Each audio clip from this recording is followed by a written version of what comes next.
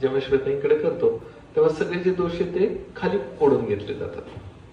येणं तेन आपली इडा पिंगलाचं संतुलन आणि आपली जी अवस्था आहे ती कायम राहावी, हा सगळ्यांचा उद्देश आहे की नाही आपल्या. आणि ती अवस्था राहणंच म्हणजेच आत्म्यामध्ये स्थित राहणं, बरोबर आहे ना. आणि हेच तर शिवांची पूजा. म्हणून शिवात येतात पहिले आपल्याला जाणलं की मग आपण दुसऱ्यांना जाते. तर त्याच्यामध्ये आपण अग्नीचा काय काय वापर करत होतो. म्हणजे आपण ओवा वापरत होतो, कापूर वापरतो, अग्नी वापरतो म्हणजे मेणबत्तीद्वारे. तर त्याची सुद्धा थोडी थोडी माहिती घेऊन घेऊया. आज आपण फक्त अग्नितत्व म्हणून अग्नितत्वासाठी कॅन्डलचा वापर करणार आहोत. आजकाल तुम्हाला माहिती आहे की ओवा आणि कापराचं इसेन्स असलेली सुद्धा कॅन्डल्स जगात आहेत, है ना. त्याचा सुद्धा छानपैकी इडा नाडीला प्रभाव होतो. तर आपण बघूया, काही स्लाइड्स बघून घेऊ, पहिले समजून घेऊ आणि मग आपण त्याचं प्रॅक्टिकलकडे वळू. जय श्री माताजी. आपली पीपीटी उघडती आता.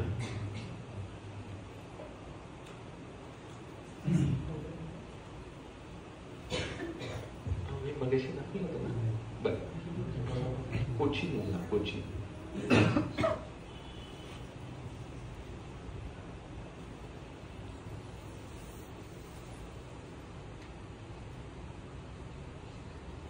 हा तोच.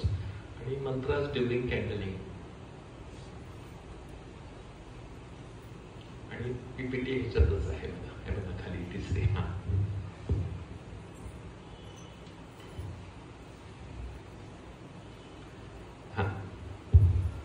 अग्नितत्व आणि त्याच्यातही आपण ओवा आणि कापूर जे वापरतो आणि प्लस अग्नी याचं आपण थोडस बघूया. नेक्स्ट. आपणाला ओवा माहितीच आहे. नेक्स्ट. आता आपण जे बघतो आहोत की तेज तत्व, बरोबर ना. तेज तत्व कसं आहे, तुम्ही जर पाहिलं अग्नीला हात लावतो तसं पाहिलं तर ते जाळू शकतात, गरम आहे, बरोबर ना. आता ते तत्व ज्याच्यात जास्त आहे तो ओवा, म्हणून खाल्ल्यावर तिखट पण लागतो, बरोबर की नाही. अपचन झालं तर काय करता तुम्ही, हेच खाता ना. म्हणजे तुमचा अग्नी कमी झाला, तुम्ही तो टाकला, डायजेस्ट केलं, पचन व्यवस्थित झालं, बरोबर आहे ना. तर त्याचे असे खूप गुण आहेत. म्हणजे बारीक सारीक जे अंग दुखणं हे ते हे ना. आता इडांकडे सुद्धा बघा ना, खूप काही झालं तर आपण ओवा कापूर केलं की शरीर हलकं होतं, किंवा अग्नी फिरवला की हलकं होऊन जातं, ठीक आहे ना. असे खूप काही त्याचे फायदे आहेत. म्हणजे अँटीबॅक्टेरियल, फंगल ते तर आहेच आहेच, पेन कमी करणार आहे वगैरे वगैरे. नेक्स्ट. पचनासाठी, हार्टसाठी, लंगसाठी, ह्याच्यासाठी सुद्धा आहे. नेक्स्ट. कापराविषयी पण थोडीशी माहिती असू द्या. कापूर गाडी लावल्याबरोबर लगेच पेट घेतो, ह्याला व्हॉलटाइल म्हणतो आपण, ओके नाही. आणि त्यातही कुठला सांगितलं शिवातांनी, भीमसेनी, बरोबर ना. आणि हा सतत असं जरी ठेवला तर त्याची वाफा निघत राहतात आणि त्याचं काम चालू असतं. तुपाच्या कापरात, तुपात आपण टाकतो तेव्हा तो आतमधलं काम करतो, ओके नाही. हाच कापूर आपण व्हायरस बॅक्टेरियाला असा हे करून म्हणजे प्रिव्हेंट करायचं असेल तर रुमालात पूर्वी बांधत होतो, ओके नाही. नेक्स्ट. आणि हा खरं तर भीमसेनी कापूर हा झाडापासून येतो, एक चिकापासून त्याचा कलेक्ट करून आणि मग त्या पद्धतीने त्याचं कापूर बनला जातो. नेक्स्ट. ह्याच्या जोडीला महत्वाचं म्हणजे आता कापराचा वास घेतल्यावर कसं वाटतं, छान वाटतं की नाही, प्रसन्न वाटतं. तुम्हाला माहिती आहे की ह्याच कापराचं सगळीकडे जर तुम्ही पाहिलं तर जिथं अशा म्हणजे काय म्हणतात त्याला, अशा सुगंधी द्रव्यांचा वापर करून मनाला शांत करण्याच्या थेरपीज आहेत, येते लक्षात. तर हा त्याच्यामध्येच येतो, ठीक आहे ना. आणि महत्वाचं, मागच्या तुम्ही संक्रांतीला जे वाण म्हणून सगळ्यांना दिलेलं आहे ती कापूर धुनीच आहे ना, आणि त्याचा सुगंध येतो, ते पण लक्षात घ्या. नेक्स्ट. अग्निदेवता, पंचमहाभूतांपैकीची अग्निदेवता, एकमेव देवता अशा आहेत जे आपण मेणबत्तीने आता जे काही फिरवणार आहोत, ह्या खालनं वर जातात, हे तर मान्य. आता पाणी सोडलं तर कसं खाली, बरोबर ना. पण अग्नी कशी जातात, अँटी ग्रॅव्हिटी. कुंडलिनी माता कशा जातात, अँटी ग्रॅव्हिटी, ज्याला उत्थान म्हणले. म्हणून तर 4 पायावरनं वर आपण 2 पायावर आलो. आणि आता श्री माताजींनी सांगितली अमृतवाणीत काय म्हणल्या, जशी ही नाडी मूलाधाराकडे गेली, इच्छा आल्या की अधोगती, इच्छा संपल्या की ऊर्ध्वगती. ओके नाही. मग आता इच्छाची नाडी कुठली? इडा. मग आता अग्नी कुठं फिरवायचा? जो खाल्ल्यावर जाणारा अग्नी इडावरती. असं एवढं तत्व येते. हे मी तुम्हाला काय सांगतो, हे शिवाय ते सगळं सांगून ठेवलेलं आहे. आपण कसं करतो, लेफ्ट साईड काम केलं काय संपला विषय. पण त्याच्यामध्ये जर हे सायन्स समजून घेतलं तर अजूनही पुढच्या नवीन लोकांना सजवण्याचं सायंटिफिक तुम्ही सुद्धा सांगू शकाल. ठीक आहे. चला नेक्स्ट. अग्निदेवतेचं जे तत्व आहे, आपल्याला काय वाटतं, आग लागली म्हणजे सगळं नष्ट झालं. नुसतं जाळणं हे नाहीये त्याचं काम. म्हणजे जसं परिवर्तन करणं, जसं आता तुमचा तांदूळ पाणी टाकलं कुकरला तर परिवर्तन म्हणून तुम्हाला खाण्यासाठी तो बनवून देतो, बरोबर ना? परिवर्तन करतो.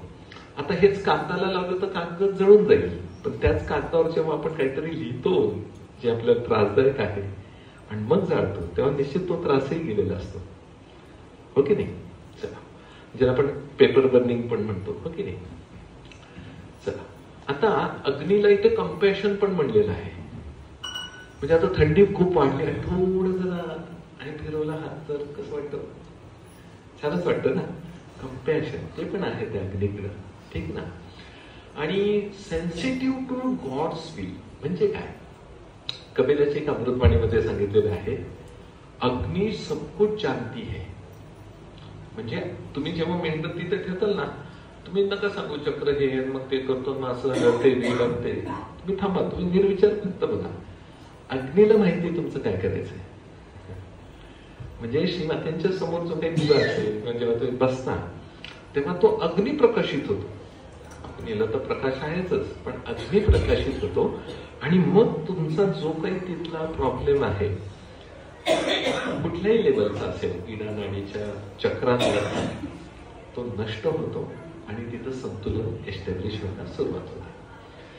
आणि महत्वाचं आता बघा, तोच अग्नी तुम्ही सोन्यावर टाका, सोनं अजून चकाकतं. म्हणून शिवाजींनी सांगितलेले की पंचमहाभूत सहयोगांना पण मदत करतात. जसं पृथ्वी तत्वामुळे तुम्हाला स्थिरता आणि स्टॅबिलिटी येते. आकाशामुळं, पोकळीमुळं चैतन्य वाहतं, पण तुम्हाला जे कळतं ना ते वायूमुळं. कारण की स्पर्श, वायू म्हणजे त्वचा. ठीक आहे ना? म्हणजे जाणीव होती ती वायूमुळं होते. म्हणून हे पंचमहाभूतांचं फार महत्व शिवाजींनी संतुलनासाठी सांगितलेलं आहे. नेक्स्ट, आपले डॉक्टर मनोजा म्हणून जे आहेत त्यांनी एक रिसर्च केलेला आहे जो खूप कायम सगळीकडे वापरला जातो आणि सगळ्यांनी वापरलाच पाहिजे. इकडचा हा ध्यानाच्या आधीचा आहे. हे ऑरा आहे. ऑरा आपल्या भोवतीचे बलय असतात. ठीक आहे ना? आणि ते बलय ध्यान केल्यानंतर त्याच हातात कसं येते बघा. ठीक आहे? मग हे जेव्हा पण तुम्ही कॅन्डल आणि जे काही करता त्याच्यानंतर ते असंतुलित वलय नष्ट होतं आणि नष्ट झाल्यानंतर ते संतुलनात येतं चक्र आणि तुमचं जे व्हायब्रेशन्स आहे ते बदलत जातात. आधीचा बघा कसा हात आणि आताचा कसा आहे, तेज तत्व संतुलित झालेलं. ठीक आहे? आता हे झालं हातावर. म्हणून पूर्वीचे लोक आधीच सांगून ठेवलं होतं, असं सकाळी उठलं हाताकडे बघून म्हणायचे कराग्रे वसते लक्ष्मी करम. हे काय? हेच ते लक्ष्मीचं तत्व, महालक्ष्मी, महाकाली, महासरस्वतींचं जे हातातनं चैतन्य स्वरूपात वाहते. नेक्स्ट, आणि हेच इथे देखील देवाची द्वारी भक्षणकरी. ठीक आहे ना? तर पहिला वरचा फोटो जो आहे त्याच्यात जो ऑरेंज कलर आहे आणि त्याच्या खालचा बघा सहस्रारानं जागृत झाल्यानंतर फ्रंट पॅनल कोण म्हणतात. सहस्र उघडायला लागलं की मग तिथली जी alpha beta gamma delta theta activity आहे ना त्याच्यामध्ये संतुलित जी संतांमध्ये सापडती. म्हणून श्रीमाताजी सगळ्यांना संत म्हणतात. ते आता कळलं ह्या ह्याच्यामुळे. श्रीमाताजी म्हणतात तुम्ही सगळे संत ठीक आहे, साक्षात्कार मिळाला वगैरे वगैरे, पण त्यांच्यावर त्यावेळेला ज्या लहरी होत्या, ज्या थीटा लहरी, त्या अशा नाही सापडणार. अल्फा वगैरे सापडतील. आता बाहेर जे ओम म्हणतात, ओम चालू अल्फा सापडेल, थोडं तरी काहीतरी मिळेल. पण थीटा ऍक्टिव्हिटी जी आहे ही फक्त जागृती मिळाल्यानंतरच येते आणि ती सहजगांमध्ये सापडली म्हणजे संतांमध्ये होते. म्हणून तुम्ही संत आहात. ठीक आहे? नेक्स्ट, आणि पूर्वी सगळे ऋषीमुनी म्हणा हे सगळे अग्नीची मदत घेऊन वातावरणाची शुद्धी, स्वतःची शुद्धी, उत्थानासाठी हे सगळं वापरतच होते. आणि आपल्या भारतीय संस्कृतीमध्ये होतच अग्नीला किती महत्व आहे. नेक्स्ट, चला ह्याला काय म्हणतात? घोड्याची नाल. परवाच हा रेफरन्स मिळाला म्हणून जस्ट तुम्हाला एक सांगायला. आता ह्याविषयी काय म्हणले बघा. नेक्स्ट, मी जरा जवळून वाचतो. जर तुम्हाला घोड्याची नाल सापडली तर ते शुभ आहे. आता तुम्हाला माहित आहे का, आधुनिक काळात सहयोगाचे प्रतीक घोड्याच्या नालीचे आकाराचे आहे. तुम्ही कल्पना करू शकता का, त्याचे अनेक अर्थ आहेत, पण तो आकार शुभ का आहे हे लोकांना कळले नाही. कॅक्स्टन हॉल लंडनचा हा रेफरन्स आहे. तर का आहे माहितीये? सहयोगाचं हे काय म्हणलं याच्यात, प्रतीक किंवा काय प्रतीक आहे. कसं? आता बघा, तुम्ही बंधन कशी घेता? झालं नालीसारखंच आहे की नाही, त्या नालीसारखं, बरोबर आहे. आता जी कॅन्डल फिरवायची, मी मुद्दाम त्यासाठी आणलं. मेणबत्ती कशी फिरवणार आहे आपण? समजा हृदयात फिरवायची, कशी फिरवतो आपण? दोन पद्धती आहेत. एक तर गोल फिरवणं, नाहीतर left to right, right to left, left to right, right to left. इथं सुद्धा म्हणून तेच वर्णन केलेलं. नेक्स्ट, आणि बस तेच आहे. नेक्स्ट,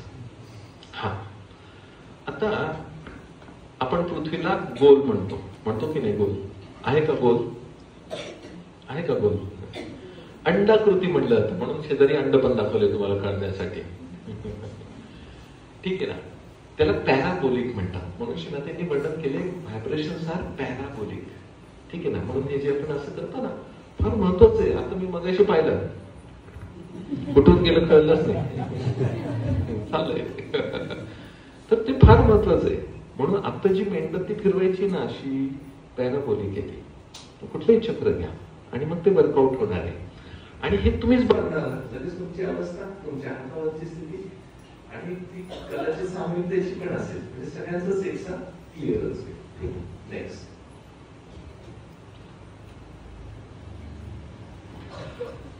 मगाचं जे होतं आता कळलं. आपण पृथ्वी गोले गोले म्हणतो, पण काय झालं कळलं. अजून एक प्रश्न, सूर्य कुठून उगवतो? कुठून? इकडं तळेगावात वेगळं आहे का काही? पूर्वेकडून उगवतो. कुठे मावळतो? पण असं म्हणतात की सूर्य ते एकाच जागी आहे, पृथ्वी फिरते आणि मग ते तसं होतं. सूर्य फिरतच नाही. म्हणून ज्ञानेश्वर माऊली काय म्हणतात, जे दिसे ते नसे आणि जे नसे तेच असे. म्हणजे ही माया, विषय माया. मायामध्ये आपण अडकतो आणि पुन्हा इडात जातो, नाही तर पिंगलात जातो. म्हणून हे दोन्ही बाजूला सारायचं आपल्याला. आत्म्याच्या प्रकाशाने आपल्याला मध्य नाडीवर यायचं. ठीक आहे? आणि हेच शिवांचं रूप आहे, जे साक्षी आहे, सत्य आहे, सुंदर आहे. म्हणून सत्यम शिवम सुंदर. आलं लक्षात? असं ते आहे. चला आता नेक्स्ट पुढे चला. छोटेसे एक दोन वाचून घेऊ आणि जाऊया पुढे. जसं अग्नितत्वाविषयी किंवा कॅन्डल विषयी किंवा ओवा कापराविषयीचे वर्णन आहे. डाव्या वाहिनीसाठी महाकालींची नावं घेऊनही आपण हे करू शकतात, क्लिअर करू शकतात. खाली फक्त लिहिलंय की बाबा मीठ पाण्यातही बसलेत आणि परत ओवा कापूरही फिरवतात, तसं नाही म्हटले. दोन्ही वेगवेगळे ठेवा. नेक्स्ट, ह्याच्यामध्ये काय अजून?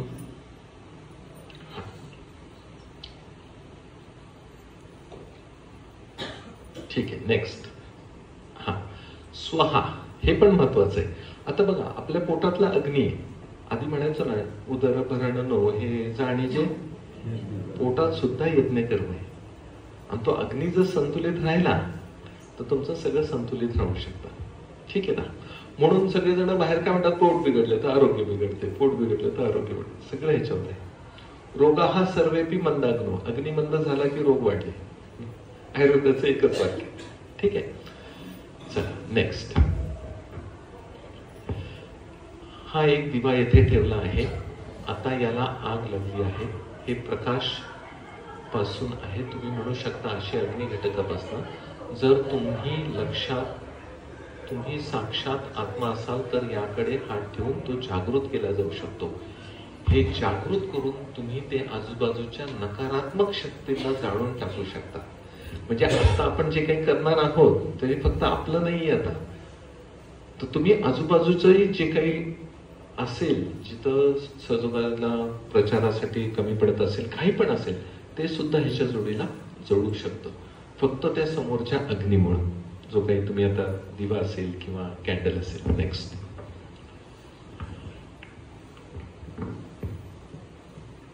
नेक्स्ट.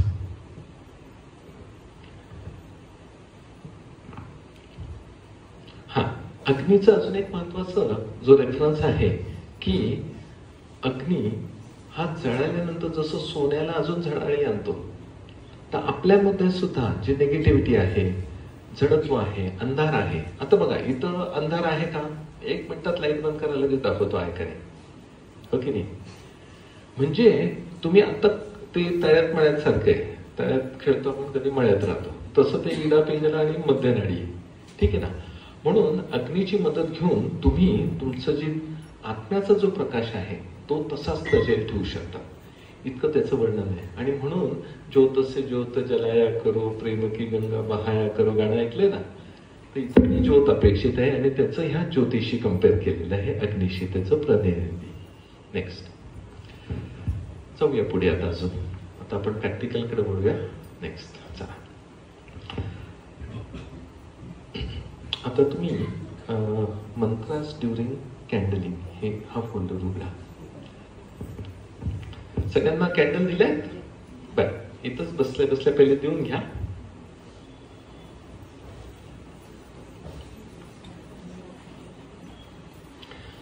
तो पुठ्ठा पण दिलाय ना?